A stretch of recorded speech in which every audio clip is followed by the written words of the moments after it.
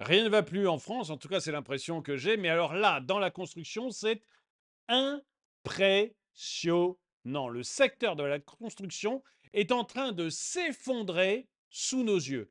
Je ne sais pas ce que fait Bruno Le Maire, je ne sais pas ce que fait le Premier ministre Attal, je ne sais pas ce que font Macron, mais visiblement, ils ne font rien, ou du moins, à chaque fois qu'ils bougent le petit doigt, c'est pour faire une couillonnerie. Bonjour et bienvenue dans cette nouvelle vidéo de DME en direct. Comme toujours, si vous n'êtes pas abonné, je vous suggère de le faire et de cliquer sur la cloche pour être prévenu lorsque je sors une nouvelle vidéo. Vous allez voir, les chiffres sont complètement impressionnants. La construction, j'ai fait des vidéos où on parlait de Bouygues qui était en train de licencier, de Natexis qui était en train de licencier. On voit tous les constructeurs sont en train de licencier, mais les chiffres sont de pire en pire. Ça ne s'améliore pas.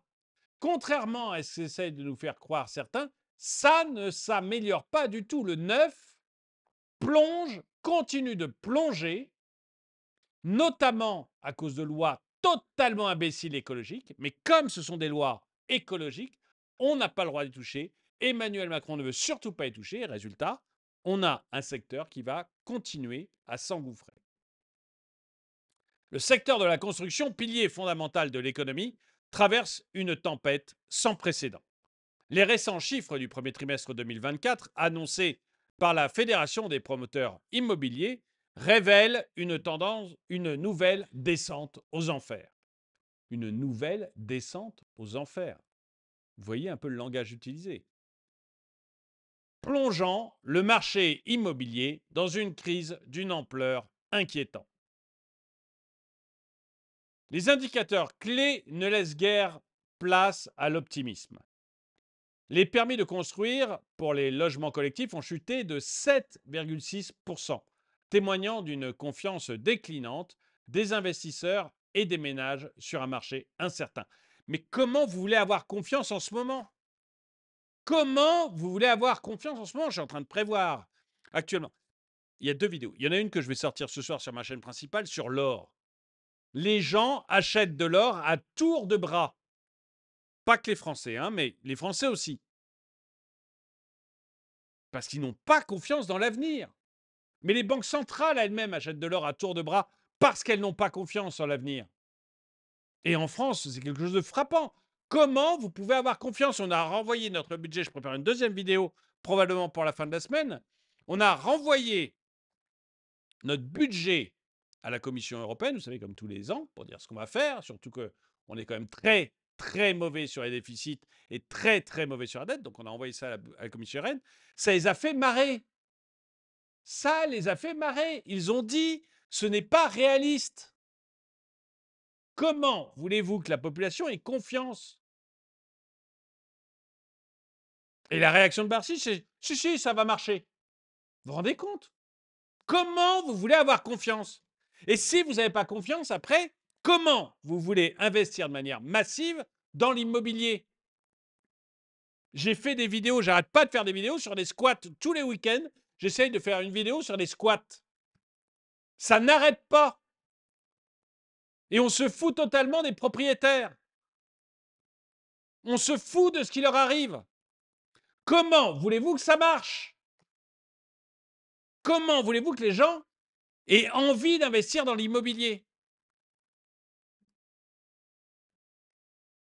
Les réservations de logements neufs ont suivi la même tendance, enregistrant une baisse alarmante de 15,4%, atteignant un niveau historiquement bas. Même le programme de rachat initié par CDC Habitat et Action Logement n'a pas réussi à contenir la chute des réservations des particuliers, en baisse de 26,8%. Vous vous rappelez de ça? Il y avait un moment, je ne sais plus quel ministre a demandé à Action Logement et à CDC Habitat de racheter, parce que ça s'effondrait. Il me semble que c'était encore Borne.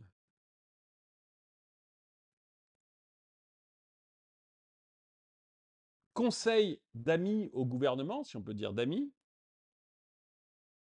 arrêtez de vous occuper des résultats, occupez-vous des causes.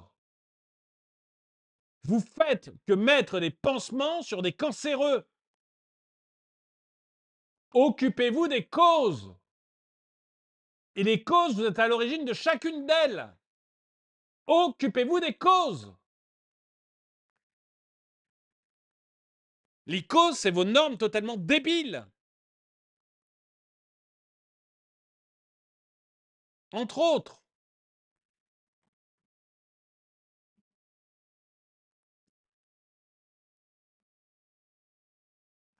Cette crise s'accompagne d'une détérioration des délais. Pardon. Non, c'est ça. Cette crise s'accompagne d'une détérioration des délais d'écoulement, dépassant désormais les 30 mois dans certaines grandes villes françaises. Un signal inquiétant pour le marché immobilier.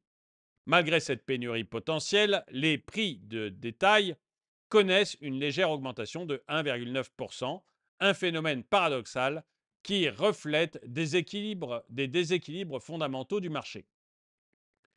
Les raisons de cette débâcle sont multiples et complexes. D'une part, le coût des chantiers a grimpé, alimenté par l'envolée des prix des matériaux de construction et des exigences environnementales de plus en plus contraignantes. Le prix des matériaux de construction, vous y êtes pour rien, ok. Les exigences environnementales de plus en plus contraignantes. Il faut le dire combien de fois? Il faut que je fasse combien de vidéos? Est-ce qu'on va devoir se retrouver dans le mur? Mais on y est déjà dans le mur. On y est déjà dans le mur.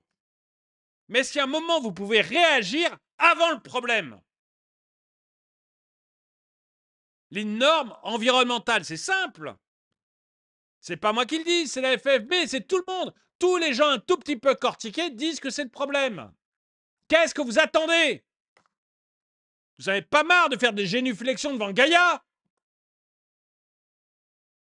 Vous attendez qu'on ait perdu 190 000 emplois comme l'annonce la FFB? Vous trouvez que c'est bon, que le chômage va bien?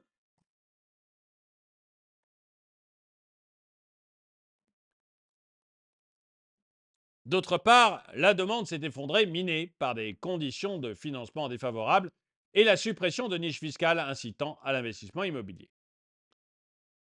Malgré les espoirs d'une embellie en 2024, la réalité s'avère bien sombre.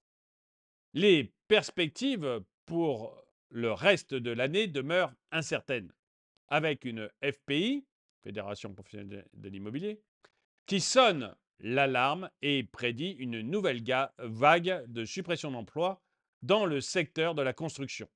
Pascal Boudanger, président de la FPI, tire la sonnette d'alarme, soulignant le risque imminent d'une pénurie d'offres lorsque la demande reprendra. Face à cette crise sans précédent, les récentes mesures gouvernementales, bien que louables dans leur intention, semblent insuffisantes pour inverser la tendance. Le projet de loi logement, bien que salué pour ses efforts de simplification, est jugé par les acteurs du secteur comme étant en deçà des attentes. Les promoteurs immobiliers, dans un ultime avertissement, lancent un appel pressant à l'État pour des mesures plus audacieuses et concrètes afin de relancer l'activité et de prévenir les catastrophes économiques majeures. Vous savez, j'étais en train de penser à la phrase de Reagan. Quand ça bouge, taxé. Si ça bouge encore, réglementé. Et dès que ça ne bouge plus, subventionné. Ben, on est vraiment avec ça dans l'immobilier. C'est taxé à mort. À mort. Ensuite, on a mis des réglementations environnementales, que ce soit sur l'ancien avec le DPE et sur le neuf avec toutes les autres normes, zéro artificialisation des sols, etc. Et maintenant, c'est un secteur qui est à l'arrêt, et résultat, on met de la subvention. On est dans l'État socialiste. Il y a un moment, arrêtez de faire n'importe quoi avec nos sous. Arrêtez.